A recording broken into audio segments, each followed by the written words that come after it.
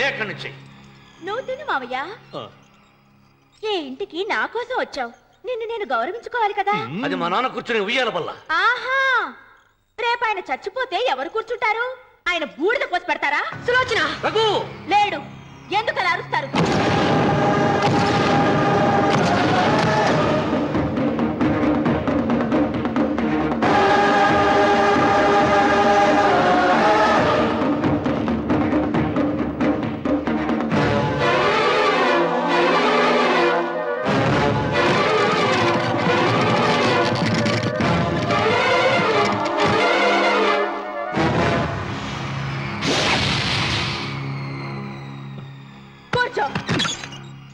నువ్వు ఈ ఉయ్యాల బల్ల మించి లేచావంటే నన్ను చంపుకు తిన్నట్టే.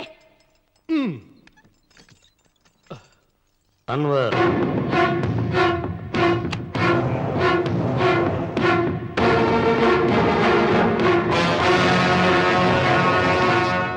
నువ్వు కూర్చో మావయ్య. సులోచన, బుద్ధి లేకుండా ప్రవర్తించకు. వేప చెట్టుకు పాలు పోసి పెంచినా అది చేదుగానే ఉంటుంది, కానీ తీయగా మారదని ఆయన ఎన్నిసార్లు చెప్పినా ఆయన మాట వినకుండా నీ అడుగులకు మడుగులెత్తాను. ఆయన ఎవరనుకుంటున్నావు? ఈ ఇంటికి పెద్ద. దేనిలో పెద్దండి? హత్యలు చేయడంలోనా, పక్క వాళ్ళ పొలాలు ఆక్రమించుకోవడంలోనా? వీధిలోకి వెళ్లి పసిబిడ్డని అడిగినా చెప్తాడు ఆయన ఎంతటి నీచుడో హంతకుడోనని.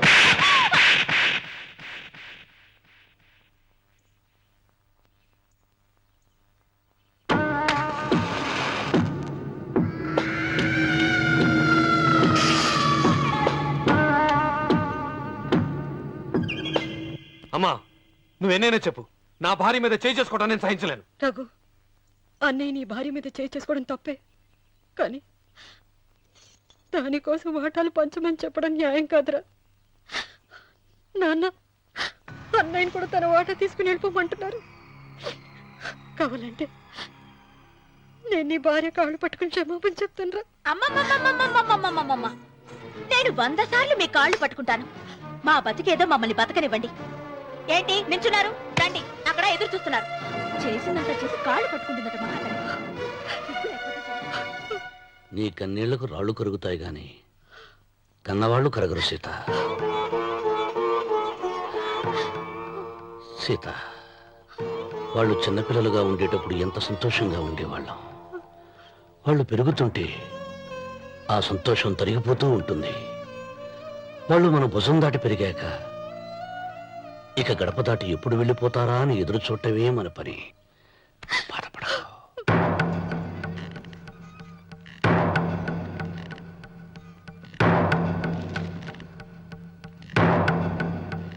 ఇదేంటి లాయర్ గారు, ఆస్తి మాత్రమే 3 వాటాలుగా రాశారేంటి? అమ్మ నగలో నాకు వాటా ఉందిగా, ఆ నగల గురించి కూడా దీంట్లో రాయండి.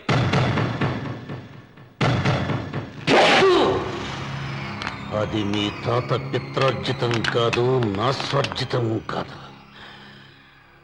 నా భార్య స్త్రీధనం.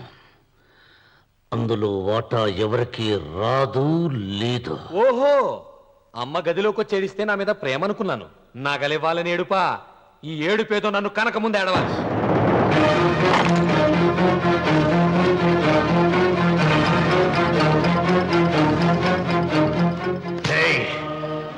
మీ అమ్మను ఎంత మాట అన్నావురా?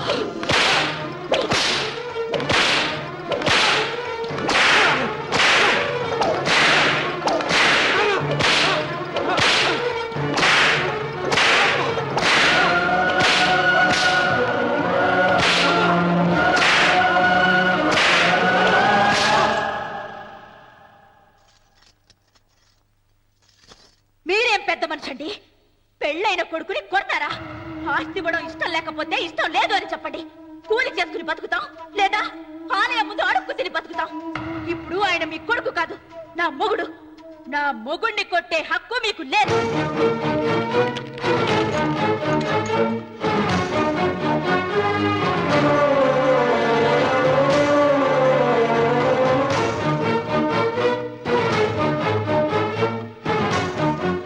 రఘు, నీకు కావాల్సింది ఈ నగలేగా, తీసుకొచ్చాను, తీసుకోరా.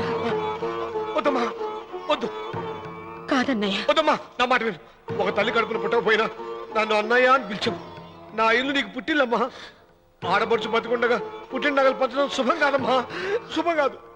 రే రఘు, ఆ నగలి బదులుగా నా పొలం, నా ఇంట్లో బంగారం అంతా నీకు ఇచ్చేస్తాను, తీసుకెళ్ళిపోరా. అలాగే లాయర్ గారు, అవి కూడా రాయండి.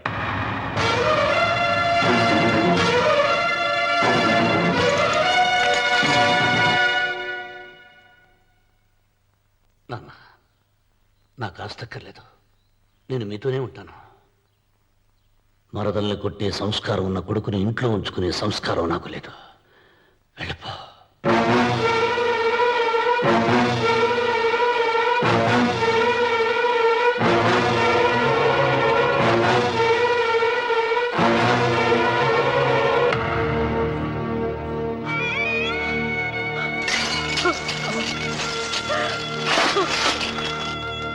సీతమ్మ, అమ్మ సీతమ్మ, సీతమ్మ. ఒరే రావుడు, నాకేదో భయంగా ఉందిరా. ఆ దేవుడి శాపం తగిలింది, లేకపోతే నీ కుటుంబం ఇలా ముక్కలైపోవటం ఏంటి? నా మాట విను, వెళ్ళు. ఆ శివలింగాన్ని తిరిగి తీసుకొచ్చి యథాస్థానంలో ప్రతిష్ఠించరా.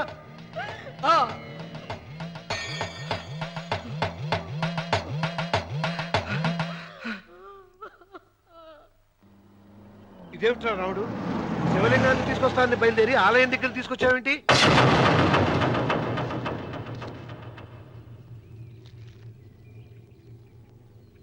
ఎలారా ఈ ఆలయాన్ని పడగొట్టాలి? ఎప్పుడురా ఆ సంబశివరావు పొలం నా సొంతం అవుతుంది? వెంకన్న, నా పట్టుదల కోసం నేను ధరించిన ఈ నల్ల చొక్కా ఎప్పుడురా మార్చేది? ప్రతీకారం కోసం ప్రమాణం చేసి వేసుకున్న నా తండ్రి మొలతాడు ఎప్పుడురా నా మెడ నుంచి ఊడిపడుతుంది? వెంకన్న, చెప్పరా, ఆ ఆలయాన్ని పడగొట్టి ఉపాయం చెప్పు. ఇంత జరిగినా కూడా నీ అహంకారం తగ్గలేదురా?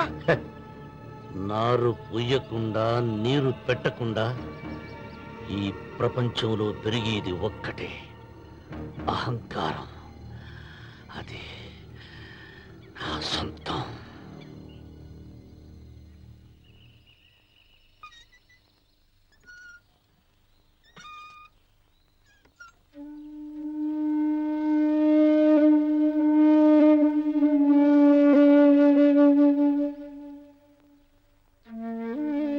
పిల్లలు వెళ్ళిపోయారు, కోడళ్ళు వెళ్ళిపోయారు. వచ్చే రాఖీ పండుగ నాటికి ఇది కట్టడానికి నేను కూడా ఉండకుండా వెళ్ళిపోతానేమో. చిచ్చా, అవే మాటలమ్మా. నువ్వు నిండు 100 ఏళ్ళు బతకాలమ్మా. 15 రోజులు కూడా పిల్లలు లేకుండా బతకలేకపోతున్నదని 100 ఏళ్ళు ఎలా బ్రతకలన్నయ్య?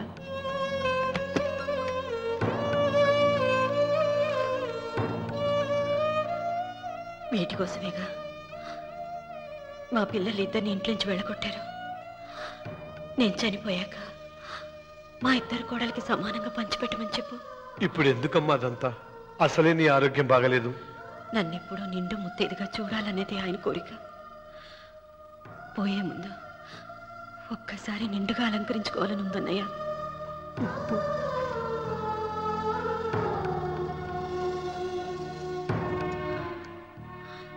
ఈ అన్నయ్య లేకపోతే నా ఈ కోరిక తీరేది కాదు. నీ చేతులతో అలంకరించన్నయ్య.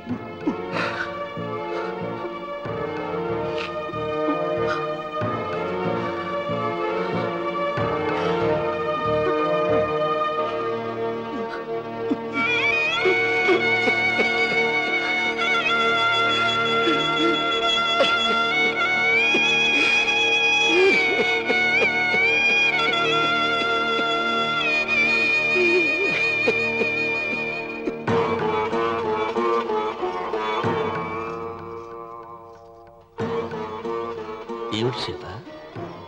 వడ్డానం పట్టట్లేదు, సరిగ్గా పెట్టండి. పేరంటానికా? భర్త ముందు అలంకరించుకుని కూర్చోవడం కంటే ఆడదానికి వేరే పేరంటే ఉంటుంది చెప్పండి. ఏమండి, మీరు ఉత్తమ జాతి స్త్రీ రెండో కోరిక కోరదు అన్నారు. అందుకే మిమ్మల్ని అడగలేకపోయాను. కానీ చనిపోయే ముందు నీ ఆఖరి కోరిక ఏమిటి అని అడుగుతారు. నా ఆఖరి కోరిక ఆ శివలింగాన్ని తీసుకొచ్చి ఇంటి ముందు ప్రతిష్ఠించండి. సీత, పళ్ళు గట్టిగా ఉంటాయని, నాలుక మెత్తగా ఉంటుందని మనం పళ్ళకే ఎక్కువ విలువనిస్తాం. వయసు పైన పడుతుంటే ఒక్కొక్క పన్ను రాలిపోతుంది. వయసు పెరుగుతున్న కొద్దీ ఒక్కొక్క బిడ్డ దూరం అయిపోతాడు. కానీ నాలుక మాత్రం భర్తకు భార్య లాంటిది, భార్యకు భర్త లాంటిది. బ్రతికినంతకాలం తోడుగా ఉంటుంది. బిడ్డలు దూరం అయిపోయారని ఏదోదో మాట్లాడుతున్నావు. సీత, నా మీద కోపం వచ్చిందా?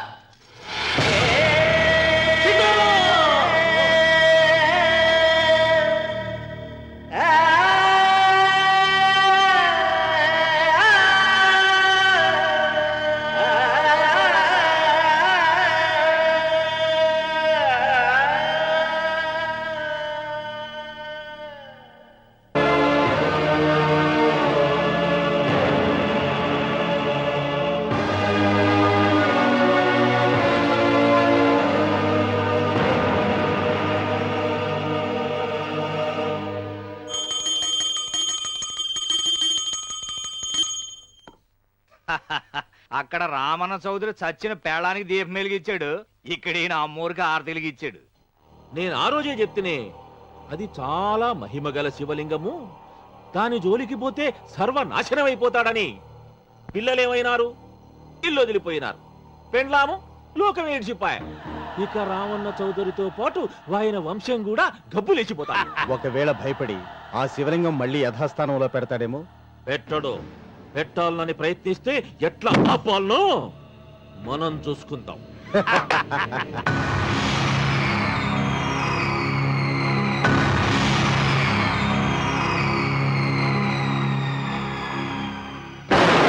ఆలయాన్ని పడగొట్టించి ఆలయమే లేదు కాబట్టి ఇక పొలం ఎందుకని ప్రశ్నించి అప్పుడు నా స్వాధీనం చేసుకోవాలి.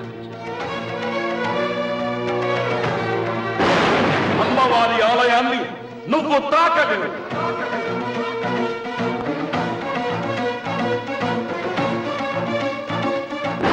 ఆ ఆలయం పడగొట్టక్కర్లేదండి.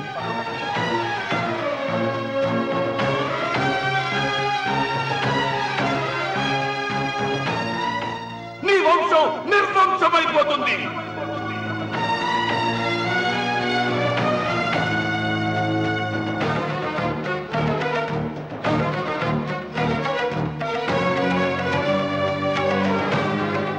ఆ శివలింగాన్ని తీసుకొచ్చి ఇంటి ముందు ప్రతిష్ఠించండి.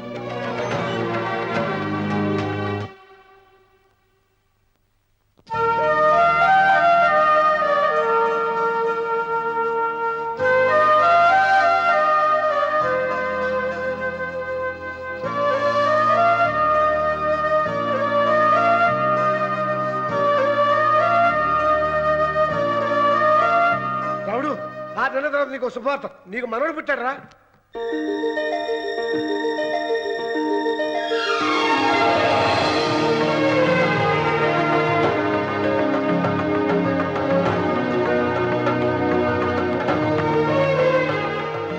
మావయ్య,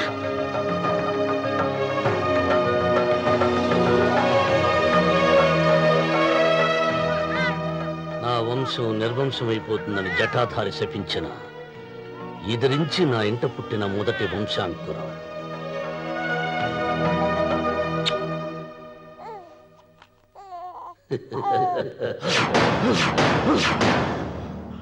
నవ్వుతున్నాడు.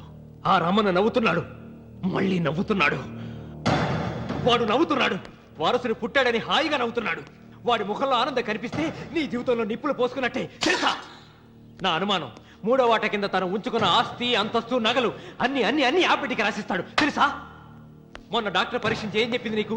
పిల్లలు పుట్టే అవకాశం చాలా తక్కువగా ఉంది అని చెప్పలేదు? చెప్పు.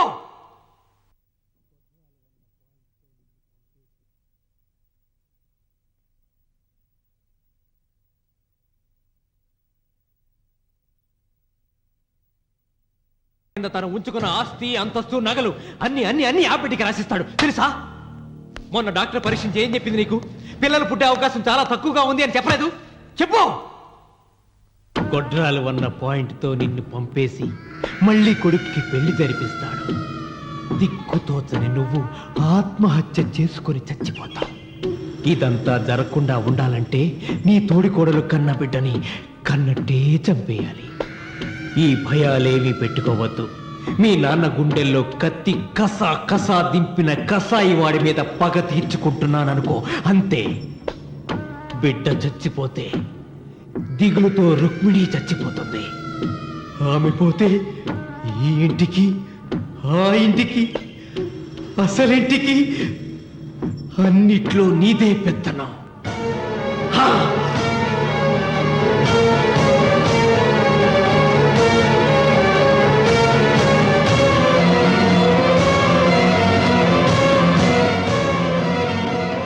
నాకు చిన్న సాయం చేయాలి, చేస్తావా? ఏంటమ్మా? బిడ్డకి పాలల్లో విషం కలపాలి. అయ్యో, నేను నడదాని కాదమ్మా.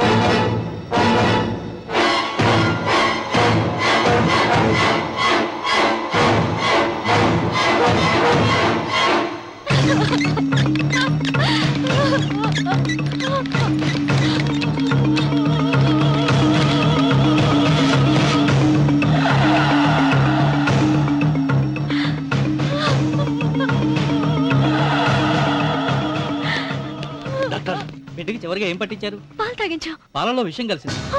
Sister, call doctor Reddy. చివరిగా పాలు ఎవరు పట్టించారు?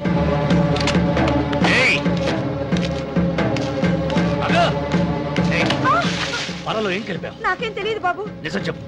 నన్ను చెప్పదు బాబు. మీ మరదలే డబ్బిచ్చి బాబుకు పాలలో విషం కలపమని చెప్పింది.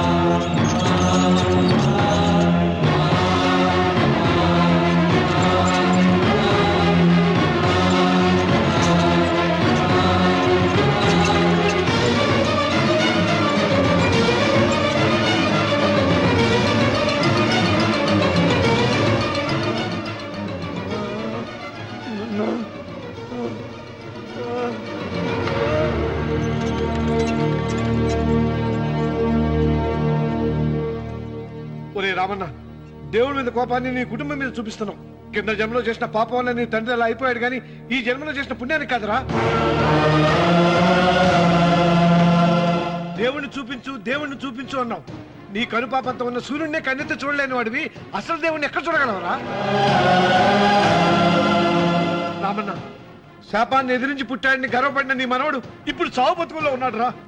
గాయపడిన నీ రెండో కొడుకు ఇక్కడ చచ్చిపోతే నీ పెద్ద కొడుకుని ఉరి తీస్తారా? కొడుకుల్ని, కోడల్ని, మనవణ్ణి, భార్యని అందరినీ పోగొట్టుకుని నువ్వు ఒక్కడమే బతికి సాధించేదేమిట్రా? శివలింగాన్ని ప్రతిష్ఠించమను అన్నయ్య అని నన్ను బతిమాలి నిన్ను ప్రాధేయపడి తన ఆఖరి కోరిక తీరకుండానే చచ్చిపోయింది రా నా చెల్లెలు. బ్రతికుండగా నీ భార్య కోరిక తీర్చలేదు. కనీసం ఆవిడ ఆత్మశాంతికైనా ఆ శివలింగాన్ని తిరిగి తీసుకొచ్చి మళ్ళీ ప్రతిష్ఠించరా, ప్రతిష్ఠించు. ఆ శివలింగాన్ని తీసుకొచ్చి ఇంటి ముందు ప్రతిష్ఠించండి. నీ బిడ్డని కాపాడుకోవడానికి కొద్ది గంటలే టైం ఉంది. శివరాత్రి ఘడియలు ముగిసిపోతే నీకు పశ్చాత్తాపం మిగిలిపోతుంది తప్ప వంశం మిగలదురా. వెళ్ళు, త్వరగా వెళ్ళరా.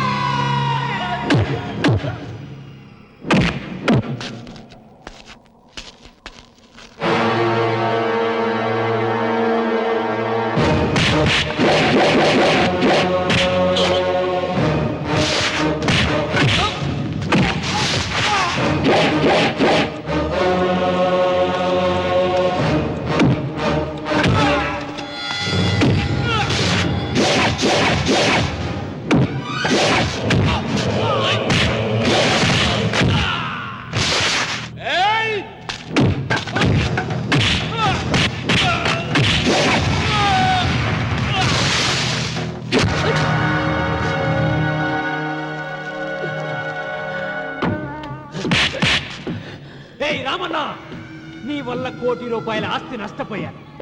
నేను ఇష్టపడిన సీతను నాదానిగా చేసుకోలేకపోయాను. నిన్ను నీ వల్ల 14 ఏళ్ళు శిక్ష అనుభవించాను రా.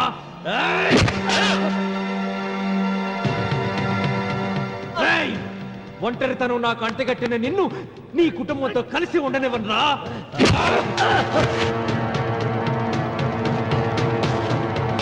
నిన్ను చంపి నా పగ తీర్చుకుంటాను రా.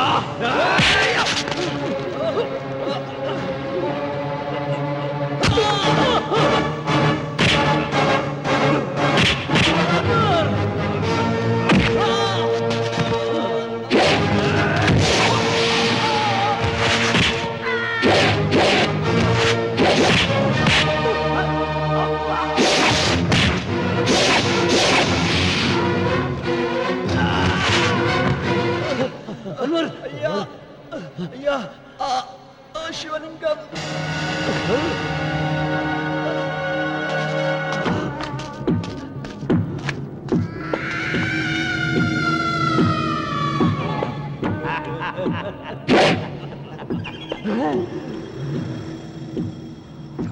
ఏయ్, రాయలసీమ రామన్న చౌదరి, ఇప్పుడు చూస్తా నిన్ను ఏ దేవుడు కాపాడతాడో.